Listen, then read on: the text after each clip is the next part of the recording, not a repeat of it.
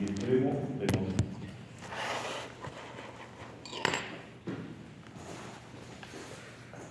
Aquí es donde va a suceder esto.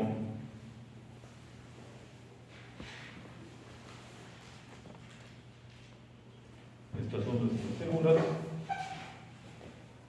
Aquí se va a llevar a cabo ¿qué? La perfusión de ¿qué? De oxígeno por gradientes de presión, es lo que vamos a ver más adelante. En el extremo venoso se va a llevar a efecto ¿qué? La recopilación de ¿qué? De dióxido de carbono. Esto va a ser por gradientes de presión también. Ahí vamos a hacer una pequeña pausa. Lo que les estoy mencionando ahorita es lo más importante, lo que deben de considerar ahorita del tema que van a exponer. Hablando de vías respiratorias, ¿qué tenemos? Nariz, filtración de aire, calentamiento del aire, humidificación del aire. ¿Qué finalidad tiene esto? Que el aire entre ya más limpio, más húmedo y con una temperatura adecuada y que pase de la nariz hacia la faringe, que se abra la glotis, que pase hacia la laringe, que pase hacia la tráquea, que pase hacia los bronquios, faringe, vía de paso, laringe, fonación a través de las cuerdas vocales y también vía de paso. Laringe, bueno, desde faringe, laringe, tráquea y bronquios, ¿qué vamos a tener aquí? Receptores sensitivos. ¿Para qué? Si alguna partícula no se alcanzó a detener en la nariz, esta va a invadir las vías respiratorias inferiores. Desde lo que es laringe hacia arriba son vías respiratorias superiores. De laringe hacia abajo son vías respiratorias inferiores. Entonces podríamos considerar que también lo que es faringe, laringe, tráquea, bronquios, bronquiolos son vías de paso para el aire. Por lo tanto es importante que estén permeables. Hay una mucosa respiratoria, hay una mucosa bronquial. ¿Qué sucedería si esta mucosa de vía respiratoria se inflama? Si se inflama va a producir secreciones. Es algo que frecuentemente sucede en los pacientes con infección de vías respiratorias inferiores, bronquitis aguda, bronquitis crónica, neumonía, COVID, por ejemplo. Y que aunque estén intubados, si no se aspira frecuentemente, cuando sea necesario, se va a formar ahí un tapón de moco. Y después va a haber dificultad tanto para que entre el aire como para que salga, o sea, tanto para que entre el oxígeno como para que salga el dióxido de carbono con todas las consecuencias. Cuando hay una infección de vías respiratorias bajas, aparte de la infección hay inflamación. La inflamación disminuye la luz de las vías respiratorias. Esa inflamación o edema va a hacer que haya secreción. ¿Secreción de qué? De moco. Se van a formar tapones de moco. Y aparte de eso hay broncoconstricción por estimulación del sistema parasimpático. Entonces, imagínense broncoconstricción, edema y moco que produce disminución de la luz. Entonces, es vía de paso. Afortunadamente, considerando esto, hay un reflejo protector. Desde faringe, laringe, tráquea, bronquios, bronquiolos, me refiero al reflejo de la tos, para que de aquí en adelante no le tengan temor a la tos. Oiga, doctor, vengo a que le quite la tos al paciente.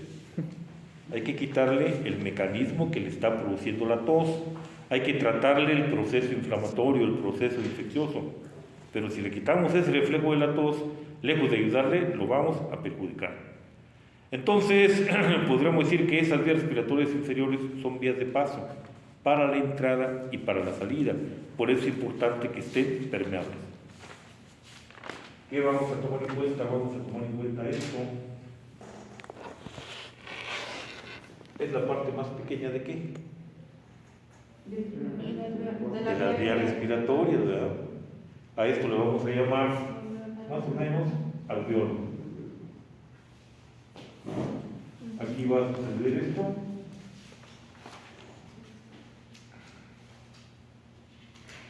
Y también va a suceder esto. Vamos a suponer que acá tenemos nuestras célulitas. Ahí está. ¿Qué tendremos aquí? Entre el capilar y las células. Es un espacio intersticial, eso no va a cambiar, es de todo el cuerpo. Aquí lo estoy poniendo separados, mas sin embargo van casi juntos, casi juntos. Tenemos la membrana del capilar, o sea, la pared del capilar. Tenemos la pared del alveolo. Juntos, ¿qué van a formar? La membrana alveolo capilar, constituida por una membrana basal, una capa de células epiteliales, una capa de células endoteliales, una membrana vascular también, líquido surfactante, eso viene ahí en su libro. Y aquí es donde tienen ustedes que aplicar todo lo que vieron en primer semestre con respecto a mecanismos de transporte a través de la membrana, especialmente difusión. Y todo va a tener una aplicación clínica, una aplicación médica. Distancia. A mayor distancia, menor difusión. Solubilidad. A mayor solubilidad, mayor difusión. Área. A mayor área de la membrana respiratoria, es lógico, mayor difusión. ¿Habrá problemas donde tengamos menor área? Sí. ¿Qué pasa con aquel paciente afectado por tuberculosis pulmonar, aquel paciente afectado por cáncer pulmonar, etcétera? Se lesiona el área. ¿Alguien sabe a cuánto corresponde el área respiratoria? ¿En metros? Estamos hablando aproximadamente de 70 metros cuadrados. O sea, es sumamente delgada. Solubilidad, ya dijimos, a mayor solubilidad, mayor difusión. Área, a mayor área, mayor difusión y viceversa. Gradiente. Aquí los gradientes que vamos a considerar son los gradientes de la concentración de estos gases. ¿En qué unidades de medición se miden los gases?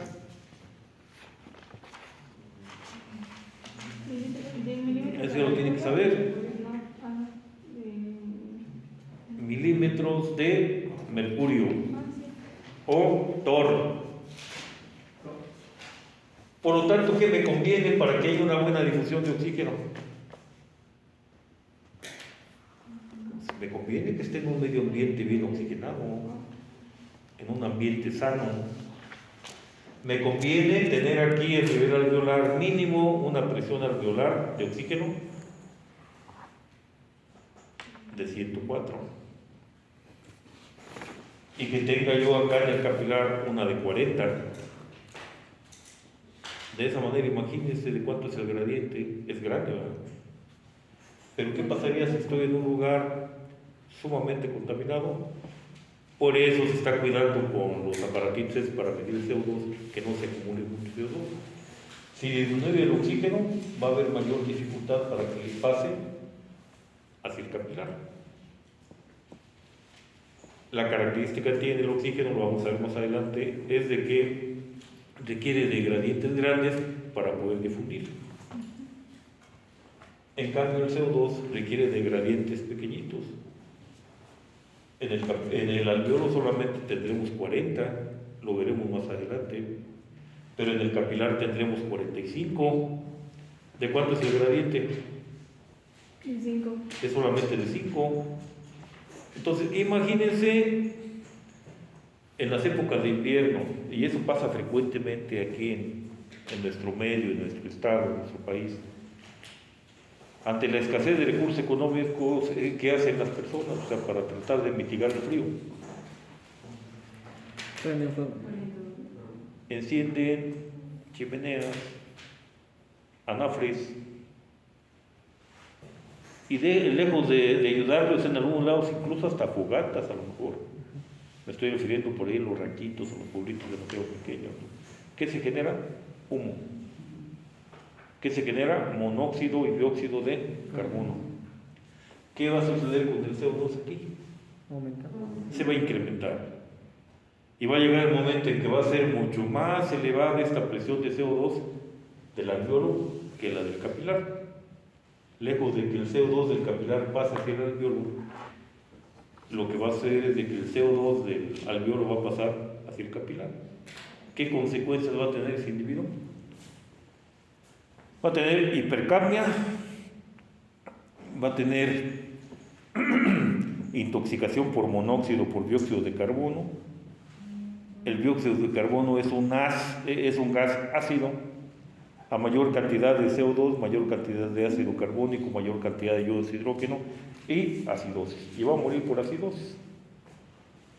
Cuando nos llegan al hospital, ¿qué hacemos? ¿Sabe qué? Lo vamos a quitar todas las ropas bien impregnadísimas de este gas. Nos meten a bañar y luego el tratamiento a base de puro oxígeno y estar en un ambiente que esté bien ventilado. Entonces, esto se los comento por la aplicación que deben ustedes de darle a lo que ya vieron en primer semestre. Otra cosa bien importante, con respecto a esto que ya les van a explicar tus compañeros, tenemos nuestro capilar tisular. Ahí está. Tenemos las células.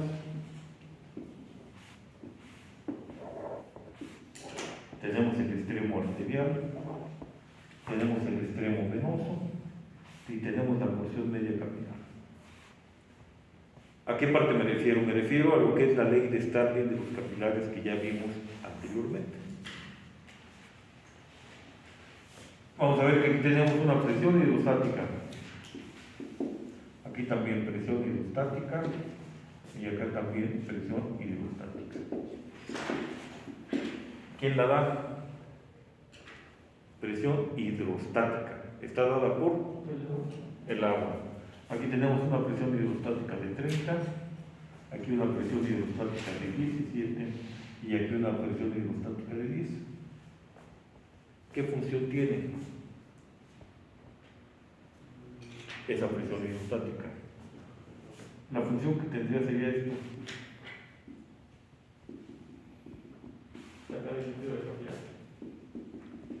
Sacar el agua. Eso les digo, ya lo vimos anteriormente. En cambio, la presión coloidosmótica, acá tenemos la presión coloidosmótica 28, 28 y 28. ¿Quién la da? Las proteínas plasmáticas. Las proteínas circulantes. ¿Qué función tienen? Retenerlo. Impedir que el agua salga y al contrario jalar agua. ¿De dónde hacia dónde? Del espacio intersticial hacia el interior del capilar. Por lo tanto son funciones contrarias, o sea, funciones opuestas. Pero afuera también tenemos presión hidrostática. En este caso es una presión hidrostática negativa. ¿De cuánto? De menos 6. Por lo tanto, también es una presión. Si la presión hidrostática intracapilar trata de sacar el agua hacia el intersticio y la presión hidrostática intersticial también trata de jalar el agua, podemos sumarlas, ¿verdad? Y acá también tenemos una presión coloidosmótica, pero es que es de 5 solamente.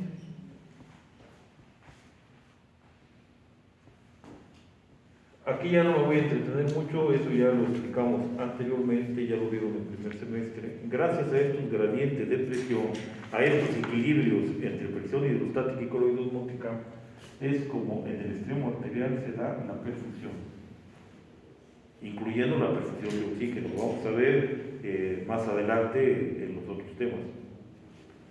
El ejemplo que ponen es el oxígeno. Gracias a esto, en el extremo venoso se da esta situación. Y aquí el ejemplo que ponen es el segundo. No con estas cantidades, pero es el segundo. ¿Qué quiere decir esto? Que lo que son sustancias tóxicas que se generan en las células van a pasar hacia dónde? Hacia el extremo venoso. Y después tendríamos venas de pequeño calibre, mediano calibre, grueso calibre, hasta formar vena cava inferior y vena cava superior. ¿Qué es lo que van a recopilar? Es sangre venosa, pobre en oxígeno, rica en productos de desecho, en este caso CO2. ¿A dónde va a pasar esa sangre? Aurícula derecha, ventrículo derecho, pulmones, se va a oxigenar, y esto está sucediendo continuamente. ¿Qué va a suceder en la parte media? Aquí, si vamos a sacar el gradiente, tenemos 17 menos 6, ¿cuánto es? 23. 23, signos iguales se suman. Entonces, las fuerzas que en total tratan de sacar el agua del capilar son 23 torr. Ahora, hacemos el gradiente de la presión coloidosmótica. La presión coloidosmótica dentro del capilar trata de evitar que el agua salga. La presión coloidosmótica del intersticio, como son proteínas, también trata de jalar el agua en dirección del capilar hacia el intersticio. Por lo tanto, la presión coloidosmótica a nivel intersticial aquí sí se está oponiendo a la presión coloidosmótica intracapilar. ¿Sí me entienden? Sí. Entonces tendríamos 28 menos 5. 23. Igual. Entonces, las fuerzas que tratan de sacar el agua son 23, las fuerzas que tratan de detener el agua son 23. Equilibrado. Es un equilibrio matemático de presiones. Y gracias a ese equilibrio matemático de presiones es que se evita el aumento de agua en el espacio intersticial. Me refiero al edema. El edema como concepto es el aumento en la cantidad de agua a nivel del espacio intersticial. Por lo tanto, cuando alguien tiene edema, lo refieren los mismos pacientes, los familiares de los pacientes, como hinchazón, en el medio así popular, en el lenguaje popular. ¿Qué dicen cuando llegan al hospital? O que, ¿sabe qué le traigo al paciente? Porque tiene bien hinchados los pies. Está reteniendo líquido. Está reteniendo líquido. Eso va a depender del mismo nivel económico muchas veces, pero sobre todo del tipo de preparación que tienen las personas. ¿Sí? A lo mejor me van a decir, ¿sabe qué? Lo traigo porque está hinchado o está abotagado. Todas veces utilizan esos términos. Pero sí va a haber que, ¿sabe qué? Lo traigo muy con edema, tiene edema. Que quiere decir que tiene una preparación un poquito más alta, ¿no? Entonces, a lo que me quiero referir es de que las personas, los pacientes, cuando van al médico por tener edema, ya saben que tiene edema. Ajá. Lo que tiene que hacer el médico es determinar cuál es la causa del edema. Me refiero a las causas fisiopatológicas que están produciendo el edema. No a la enfermedad, hasta ahorita no a la enfermedad, sino a la causa fisiopatológica que está produciendo el edema. Por lo tanto, esas causas son las siguientes. Aumento de la presión hidrostática, así lo pueden anotar. Causas de edema, aumento de la presión hidrostática a nivel intravascular. Es una. Siguiente, disminución de la presión coloidosmótica a nivel intravascular. Otra, aumento de la permeabilidad de los capilares. Y por último, aumento de la presión coloidosmótica a nivel del espacio intersticial. Entonces, el papel del médico va a ser clasificar este edema, o sea, ver dentro de qué causa fisiopatológica lo podemos incluir. Y entonces ahí sí ya también es papel del médico determinar a través de lo que es la historia clínica, a través de lo que es el interrogatorio, a través de la exploración física, a través de estudios de laboratorio y gabinete, etcétera, etcétera, se podrá determinar cuál es la causa de cada una de estas causas fisiopatológicas. Ejemplo, aumento de la presión hidrostática a nivel intravascular, o sea, todas aquellas enfermedades que hagan que la sangre se estanque dentro de lo que es el aparato cardiovascular, o sea, que no circule de manera adecuada, que no sea bombeada de manera adecuada, o que de manera iatrogénica se incremente mucho. Insuficiencia cardíaca congestiva, enfermedad renal crónica, iatrogenia médica, o sea, imagínense que alguien no sepa, llega un abuelito de 80 años de edad, no tiene ningún problema de deshidratación, llega por alguna otra causa diferente, y el acomedido del médico, la enfermera, le dice, ¿sabe qué? Canalíceme a este pacientito, me le va a administrar una solución salina al 0.9% de 1 litro y se la va a pasar en 2 horas. Pero esa persona ni está hipotensa, ni está deshidratada, nada. ¿Qué vamos a hacer con este paciente? Lo vamos a sobrecargar de volumen. Y estamos hablando de que va a ser un corazoncito de 80 años de edad, ya no va a tener esa capacidad. Ajá. Ahora, disminución de la presión, bueno, el otro ejemplo, enfermedad renal crónica. Imagínense un paciente que ya no orina para nada, ni una sola gota de orina. A ellos les tenemos que restringir los líquidos de manera bastante severa. A veces les dejamos cuando mucho que consuman un total de 1 litro en 24 horas, ya incluido el agua de los alimentos. Pero el pacientito se toma su café, se toma su té, y a veces el café hasta 2 veces al día, se toma su lechita hasta 2 o 3 veces al día. Más aparte el agua que ya ven los alimentos, fruta, alimentos caldudos, etcétera, etcétera, ¿no? Y el agua aparte para sus pastillitas. Ella, cuando nos acordamos, ya está con edema generalizado. Eso se llama anasarca. Luego, cuando vamos ahí en los hospitales pasando visitas, nos encontramos con que tiene su jarrota de agua, o a lo mejor tiene insuficiencia cardíaca y tiene su jarrota de agua ahí. Oiga, ¿todavía orina? No, ya no orino nada. A veces cuando mucho, un chorrito orina en todo el día. Pero mientras tanto ya se tomó sus 2 litros de agua, sus 3 litros de agua. Él solito se ayuda a llegar, aparte de la insuficiencia renal crónica, a insuficiencia cardíaca congestiva. O supongan que ustedes ya detectaron que tiene insuficiencia cardíaca congestiva, dieron el tratamiento que es el adecuado, pero el paciente hace caso omiso del agua y sigue tomando mucha agua, mucha agua, mucha agua. Va a llegar a producirse una separación muy importante entre el alveolo y el capilar. ¿Por qué? Porque todo esto va a haber pura agua. Lo va a llevar a edema agudo pulmonar. Ahora, disminución de la presión colodosmótica a nivel intravascular.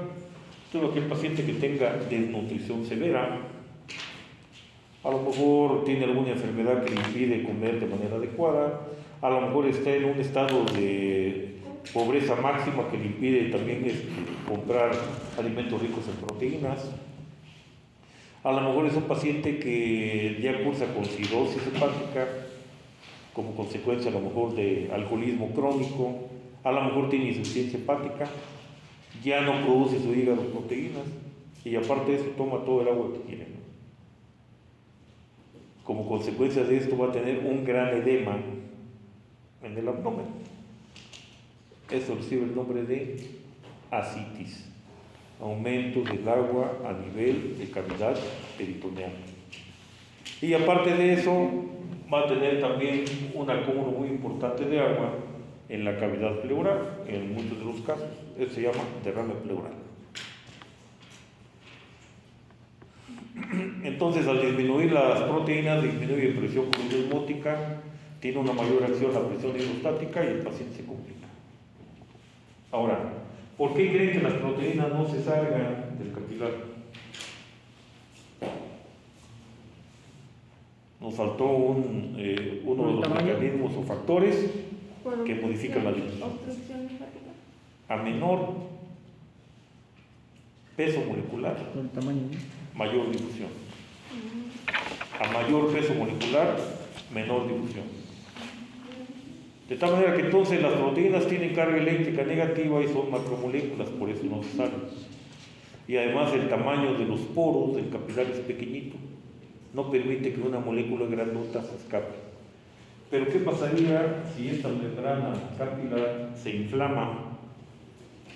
¿Qué pasa con los poros? Se hacen grandes por inflamación. ¿Nunca les ha picado algún zancudo, alguna abeja, alguna avispa? Se nos hace la ronchota, ¿no? Hay edema localizado. Por liberación de sustancias vasoactivas, en este caso, por ejemplo, histamina, y se salen las proteínas, ¿no?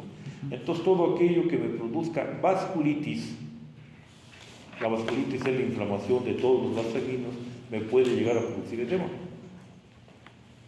Y para terminar, bueno, pues el aumento de la presión colosmótica a nivel del espacio intersticial, todo aquello que haga que se incrementen las proteínas ahí me va a producir edema. Tenemos aquí una estructura que no hemos mencionado ahorita, pero que se mencionó cuando hablamos de cardiovascular. Supongan que son estos. Se encuentran entreclados en las venas, arterias, en las células. Me estoy refiriendo a ¿Linfático? los vasos linfáticos. Y me estoy refiriendo también a que aquí debe de existir algo que se conoce como bomba linfática. ¿Qué función tiene? Recoger el exceso de líquido, recoger las proteínas, llevarlas por vía linfática ¿hacia dónde? Hacia la circulación, a través del conducto torácico, drenando en lo que es la aurícula derecha. Así es de que entonces decir que alguien tiene edema es fácil. Saber por qué lo es el papel del médico. Y entonces, a grosso modo, este es un resumen de lo más importante de lo que deben ustedes de ver. Hago la aclaración. Este mismo principio de la ley de Starling es el que deben de aplicar en lo que es la dinámica capilar pulmonar. Lo único que va a cambiar son las capilares. ¿De acuerdo? Hay un error en un signo, ahí en su libro.